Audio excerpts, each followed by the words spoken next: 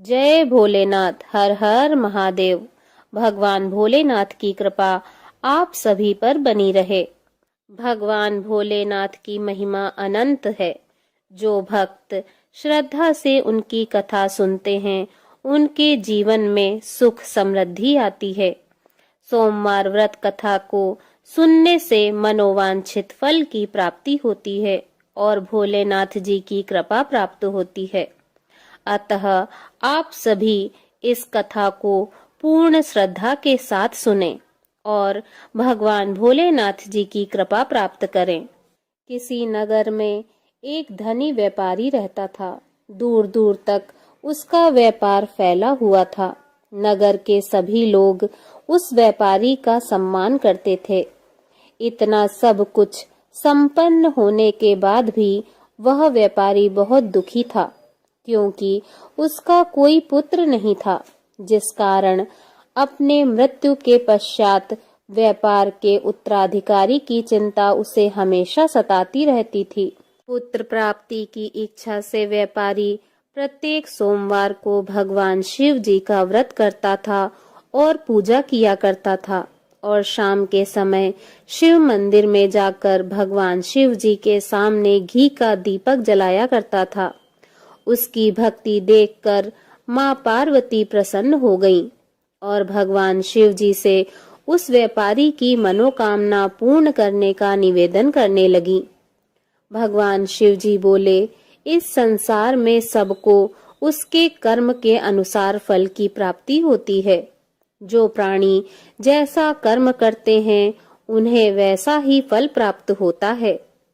भगवान शिव जी के द्वारा समझाने पर भी माता पार्वती नहीं मानी और उस व्यापारी की मनोकामना पूर्ति हेतु वे भगवान शिव जी से बारंबार अनुरोध करती रहीं। अंततः माता के आग्रह को देखकर भगवान भोलेनाथ को उस व्यापारी को पुत्र प्राप्ति का वरदान देना पड़ा। वरदान देने के पश्चात भगवान भोलेनाथ माता पार्वती से बोले, आपके आग्रह पर मैंने पुत्र प्राप्ति का वरदान तो दे दिया, परंतु इसका यह पुत्र 16 वर्ष से अधिक समय तक जीवित नहीं रहेगा। उसी रात भगवान शिव जी उस व्यापारी के स्वप्न में आए और उसे पुत्र प्राप्ति का वरदान दिया और उसके पुत्र के 16 वर्ष तक जीवित रहने की बात बताई। भगवान के वरदान से व्यापारी को खुशी तो हुई, लेकिन पुत्र की अल्प आयु की चिंता ने उस खुशी को नष्ट कर दिया। व्यापारी पहले की तरह सोमवार के दिन भगवान शिव जी का विधिवत व्रत करता रहा। कुछ महीनों के बाद उसके घर एक अति सुंदर बालक ने जन्म लिया और घर में खुशियां ही खुशियां भर गईं।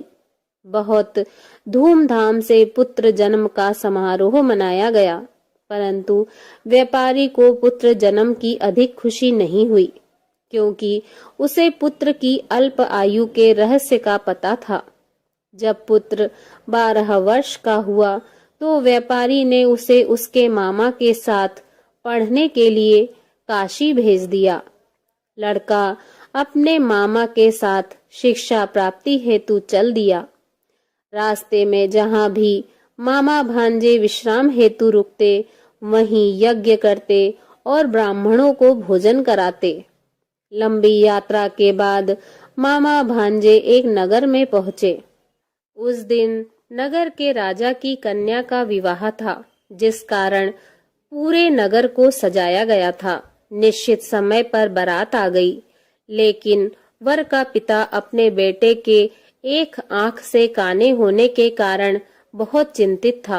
उसे भय था कि इस बात का पता चलने पर कहीं राजा विवाह से इनकार न कर दे, इससे उसकी बदनामी होगी। जब वर के पिता ने व्यापारी के पुत्र को देखा तो उसके मस्तिष्क में एक विचार आया। उसने सोचा, क्यों न इस लड़के को दुल्हा बनाकर राजकुमारी से विवाह करा दूं। विवाह के बाद इसको धन देकर विदा कर दूंगा और राजकुमारी को अपने नगर ले जाऊंगा।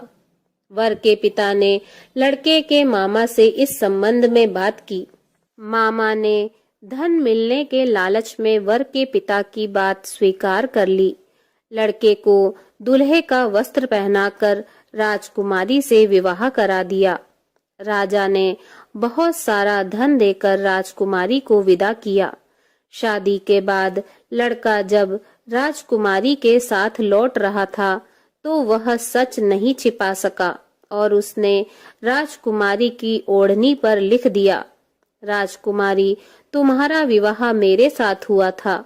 मैं तो काशी पढ़ने जा रहा हूँ और अब तुम्हें जिस नवयुवक की पत्नी बनना पड़ेगा वह कान्हा है। जब राजकुमारी ने अपनी ओढ़नी पर लिखा हुआ पढ़ा तो उसने काने लड़के के साथ जाने से इनकार कर दिया। राजा को जब ये सब बातें पता लगी तो उसने राजकुमारी को महल में ही रख लिया। उधर लड़का अपने मामा के साथ काशी पहुंच गया और गुरुकुल में पढ़ना शुरू कर दिया। जब उसकी उम्र 16 वर्ष की हुई तो उसने यज्ञ किया। यज्ञ के समाप्ति पर ब्राह्मणों को भोजन कराया और खूब अन्न वस्त्र दान किए। रात को वह अपने शयन कक्ष में सो गया। भगवान शिव के वरदान के अनुसार शयन अवस्था में ही उसके प्राण पखेरु उड़ गए। सूर्योदय पर मामा मृत भांजे को देखकर रोने पिटने लगा। आसपास के लोग भी एकत्र होकर दुख प्रकट करने लगे। लड़के के मामा के रोने विलाप करने के स्वर समीप से गुजरते हुए भगवान शिव और माता पार्वती जी ने भी सुने। माता पार्वती जी ने भगवान से कहा, हे प्राणनाथ, मुझे इसके रोने के स्वर सहन नहीं हो रहे हैं। आप इस व्यक्ति के कष्ट को अवश्य दूर करें।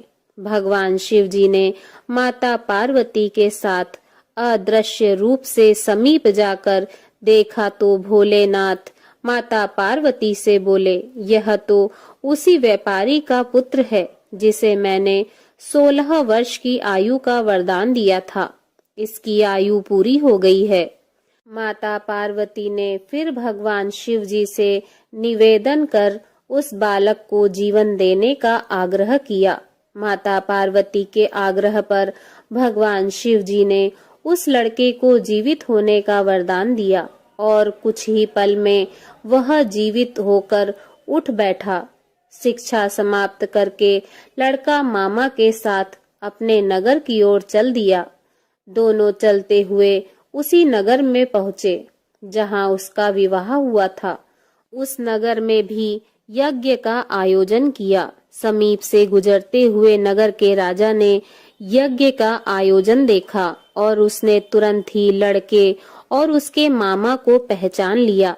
यज्ञ के समाप्त होने पर राजा मामा और लड़के को महल में ले आया और कुछ दिन उन्हें महल में रखकर बहुत सा धन वस्त्र आदि देकर राजकुमारी के साथ विदा कर दिया। इधर भूखे प्यासे रहकर व्यापारी और उसकी पत्नी बेटे की प्रतीक्षा कर रहे थे।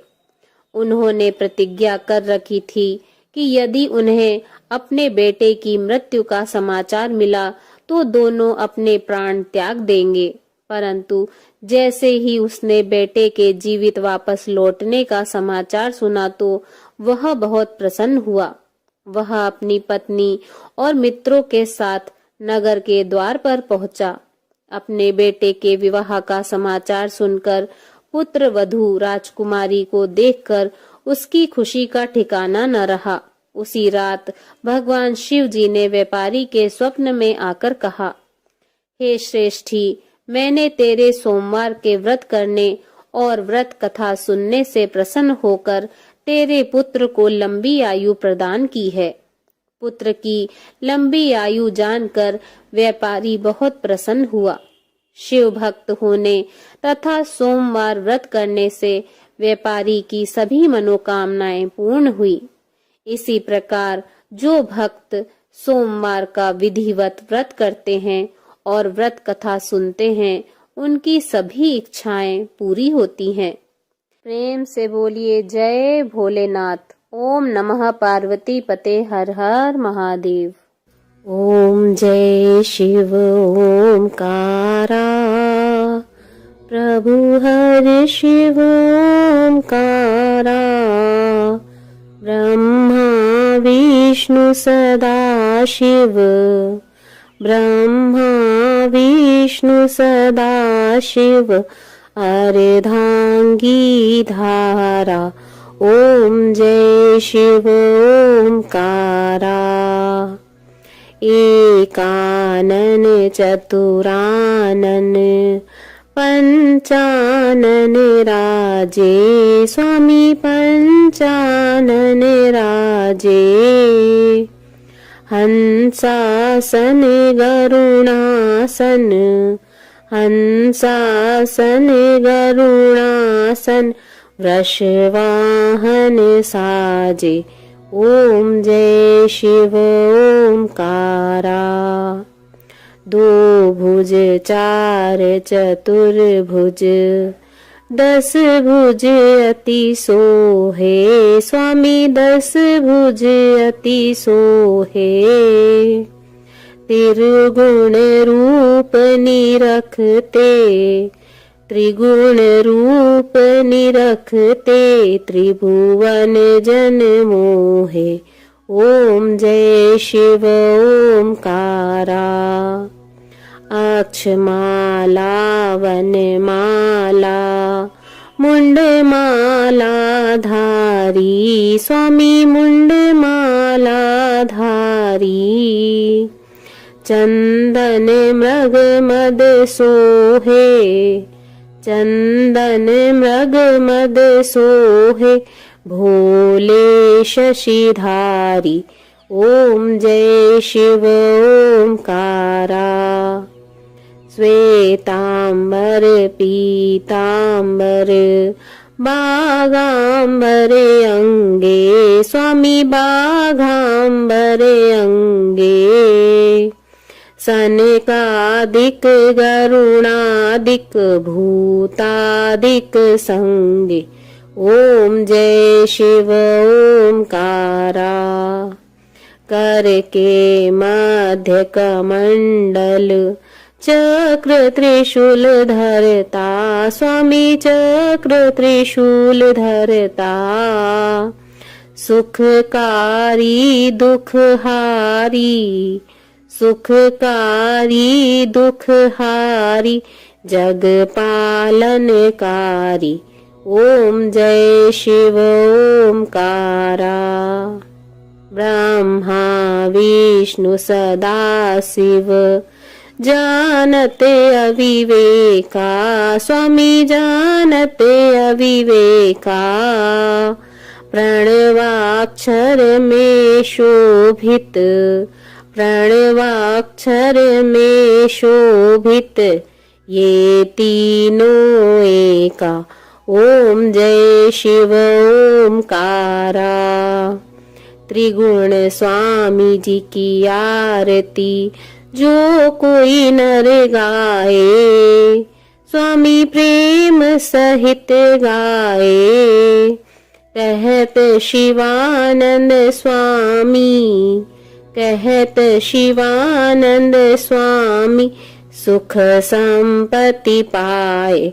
ओम जय शिव ओमकारा, ओम जय शिव ओमकारा, स्वामी हरे शिव ओमकारा, ब्रह्मा विष्णु सदा शिव, ब्रह्मा विष्णु सदा शिव, अर्धांगी धारा। प्रभु ओम जय शिव ओमकारा। बोलिए भगवान भोलेनाथ की जय। ओम नमः पार्वती पते हर हर महादेव शिव शंभु।